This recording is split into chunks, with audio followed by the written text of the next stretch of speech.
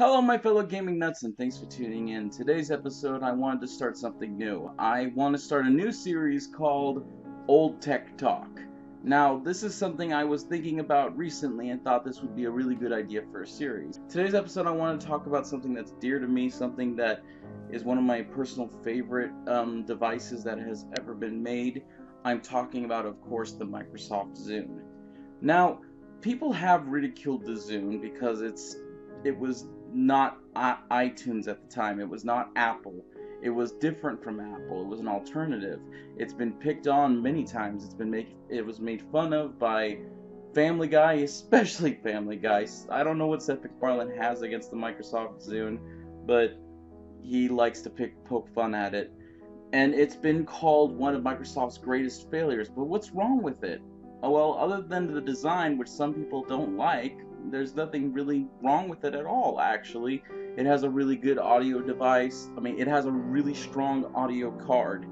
And it's just an all-around amazing device. It mixed elements that was new and old into this one device. It was a really great, wonderful, fantastic device that played music, played videos, played radio, and had one or two games on it. It was one of the first devices that have your own custom background on it. It was at the time, it was a very different and unique device. And the software that came with it was also very good. Not at first, though. It took a little time for the Zune software to develop and grow and become its own identity as compared to iTunes. The sad fact is, though, that Microsoft released the Zune too late, and that's why it ultimately failed. It waited too long after the iPod was already in the mainstream and various other MP3 players, when phones were just starting to become smart devices and Zune was barely able to catch up. This is why ultimately the Zune failed, and it's such a shame. Some of you guys know what I'm talking about, some of you guys don't. Zune was one of the best MP3 playing devices of all time, and it still is in my book, even though the service is no longer available today. And that's one of the main reasons why I'm starting this video, is because I think it's sad that Zune Music Service is no longer in business, that the Zune Music Service is gone. Now, don't get me wrong, I know that people have been talking about a Zune phone for years, but at this point, it's probably not going to happen. A part of me wishes that Zune would have became open source because Microsoft is no longer making the Zune devices. I think it's a huge shame. I think that they were incredible, great music players, and I think that in some way it needs to make a comeback. And there needs to be an alternative software for people that are running Linux on older computers. I'm totally a geek. I mess around with Linux myself, and I like Ubuntu. And it's a great alternative to Windows and Apple, if you ask me. I love to use it. I would like to see a Zune software alternative for Linux, but I don't think that day will ever come. I could be wrong, however. Now I remember. There is an open source developer. I will look into it and I'll share the link in this video. Maybe I'll share some pictures. I saw this developer creating an open source alternative to the Zune software, and I think that's freaking awesome, because I think the Zune should become part of the community, since Microsoft basically tried to bury it, even though they say that they can use the license later or whatever, and that's why it hasn't become open source yet. I think that's sad, and I think that's a shame.